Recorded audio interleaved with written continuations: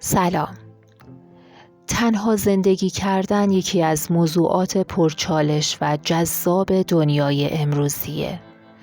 به خصوص برای زنها که به دلایل مختلفی مثل استقلال، تحصیلات یا حتی فرار از روابط ناکارآمد به این سبک زندگی رو میارن. راستی چرا زنها ترجیح میدن تنها زندگی کنن و این تنهایی چه مزایایی برای زنها داره؟ در این ویدیو ابتدا دلایل تنها زندگی کردن زنها رو بررسی می‌کنیم و خواهیم گفت که چه تأثیراتی بر اونها خواهد داشت. در ادامه چالش‌های تنها زندگی کردن رو مطرح می‌کنیم و برای هر کدوم راه حل‌هایی ارائه خواهیم کرد. در این ویدیو توصیه‌های هم برای مردانی داریم که به دنبال شاد و سرزنده دیدن همسران خودشون هستند و دوست دارن در کنار زنانی قوی و شاداب پیشرفت کنند. حتما به هشدار انتهای ویدیو دقت کنید. با افزایش سطح تحصیلات و ورود زنان به بازار کار، بسیاری از زنها به استقلال مالی دست پیدا کردند. این استقلال بهشون اجازه میده که به راحتی تصمیم بگیرن زندگی خودشون رو به چه شکلی بسازن. بعضی از زنها به دلیل تجربیات بد در روابط گذشته ترجیح میدن تنها زندگی کنن. این انتخاب بهشون این امکان رو میده که خود واقعیشون رو پیدا بکنن و از آسیب‌های روانی دور بمونن. تنها زندگی کردن میتونه فرصتی برای رشد فردی، یادگیری مهارت‌های جدید و تمرکز بر اهداف شخصی باشه.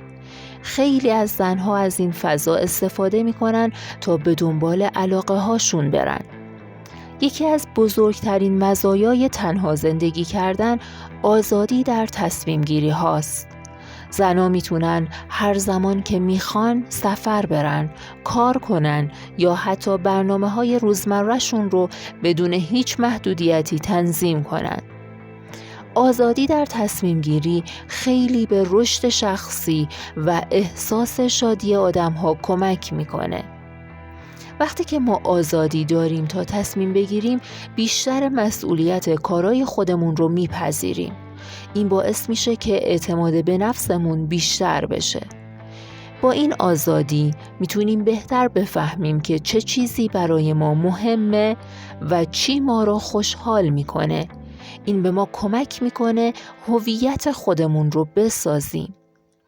آزادی در تصمیم گیری به ما این امکان رو میده که مهارت‌های حل مسئله و فکر کردن رو در خودمون تقویت بکنیم.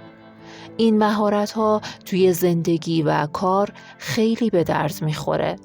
وقتی خودمون برای زندگیمون تصمیم میگیریم، حس کنترل بیشتری داریم.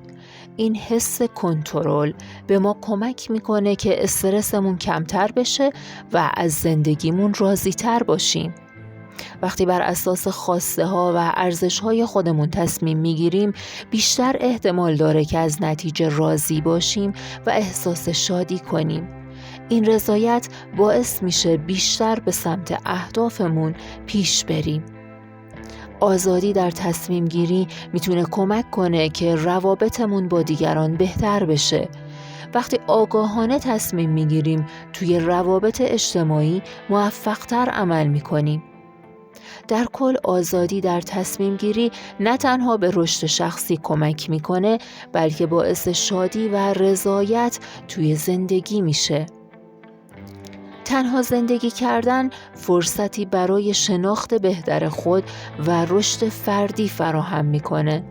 زنها میتونن با خود واقعیشون آشنا بشن و به علاقه هاشون بپردازن. اغلب در زندگی مشترک زنها برای حفظ آرامش و تعادل در رابطه بعضی از نیازهای خودشون رو نادیده میگیرن. مثل نیاز به استقلال که اغلب به خاطر فشارهای اجتماعی نادیده گرفته میشه. زنها اغلب در زندگی مشترک زمان و فضای کافی برای خودشون ندارن. یا نیاز به ابراز احساسات که مجبورن برای جلوگیری از تنش یا دعوا اونها رو نادیده بگیرن و با گذشت زمان به مشکلات عاطفی برمیخورن. اغلب زنها باید اهداف حرفه‌ای یا شخصیشون رو به خاطر نیازهای خانواده یا همسرشون کنار بذارن. زنها به خاطر بار مسئولیت خانواده زمان و انرژی لازم برای رشد شخصی و یادگیری مهارت‌های جدید رو ندارن و به خاطر مسئولیت‌های خانوادگی این نیازها رو فراموش می‌کنن. زنایی که تنها زندگی می‌کنن معمولاً روابط اجتماعی گسترده تری دارن. این روابط میتونه بهشون کمک کنه تا احساس تنهایی نکنن و از تجربیات دیگران بهره مند بشن. برقراری روابط اجتماعی گسترده برای زنان فواید زیادی داره که میتونه به بهبود کیفیت زندگیشون کمک بکنه. وقتی با دیگران ارتباط برقرار میکنید میتونید در لحظات سخت زندگی از حمایت عاطفی دوستانتون بهره مند بشید و احساس تنهایی نکنید. روابط اجتماعی میتونن اعتماد به نفس شما رو بالا ببرن. وقتی با دیگران در ارتباطید و نظرات مثبت دریافت میکنید احساس ارزشمندی بیشتری دارید. داشتن شبکه‌ای از روابط میتونه به پیدا کردن فرصت‌های شغلی و پیشرفت در کار کمک کنه. ممکنه دوستان یا آشنایان شما این فرصت‌های جدید رو بهتون معرفی کنن. ارتباطات اجتماعی میتونن به کاهش استرس و اضطراب کمک کنن.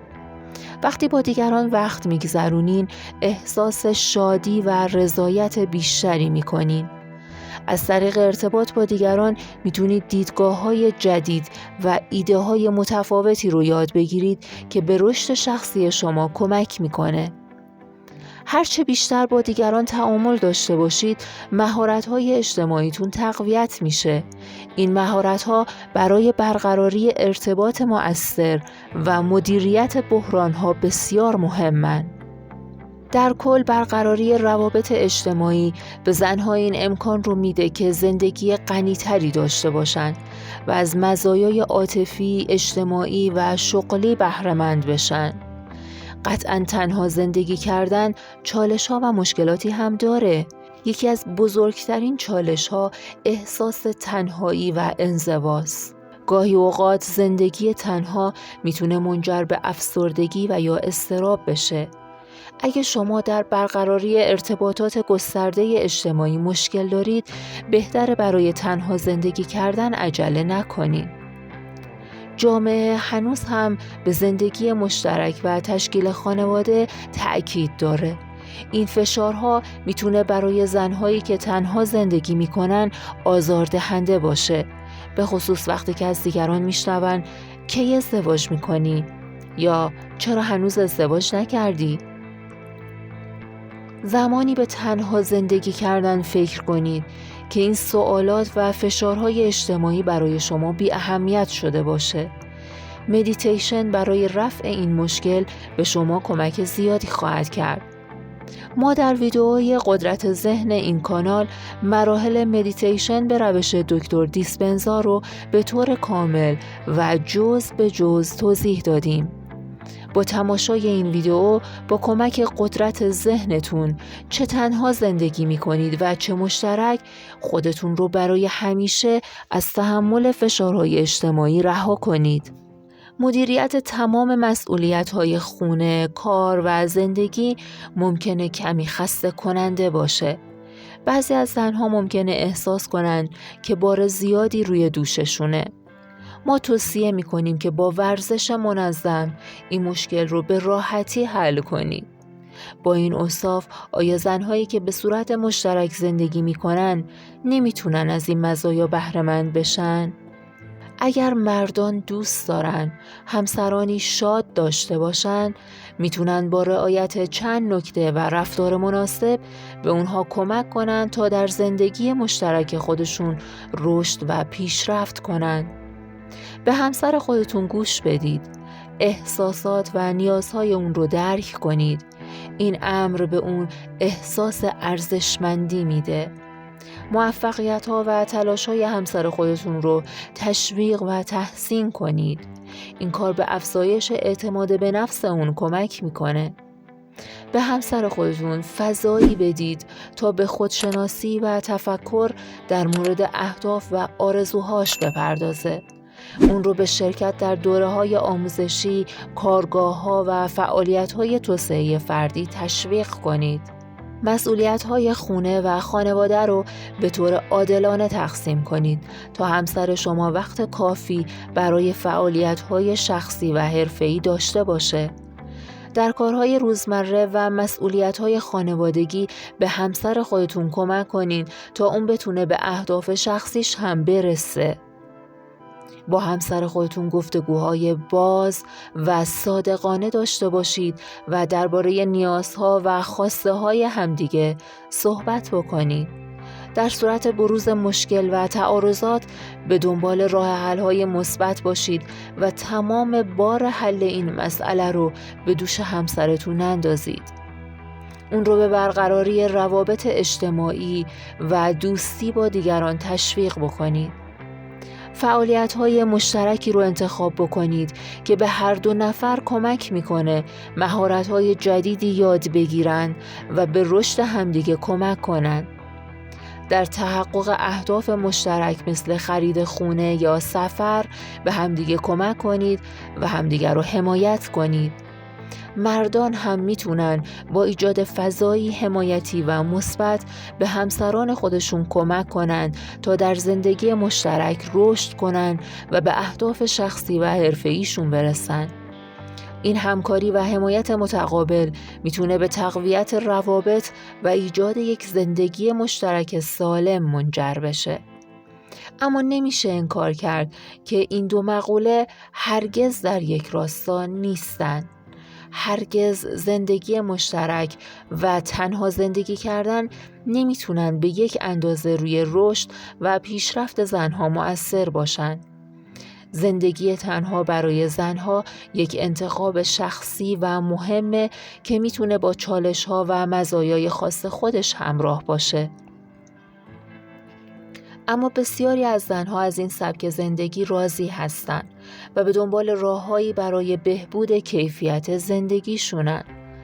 در پایان لازم میدونیم که یک نکته بسیار مهم رو گوشزد بکنیم. این توصیه برای زنان بالای 20 سال مطرح میشه.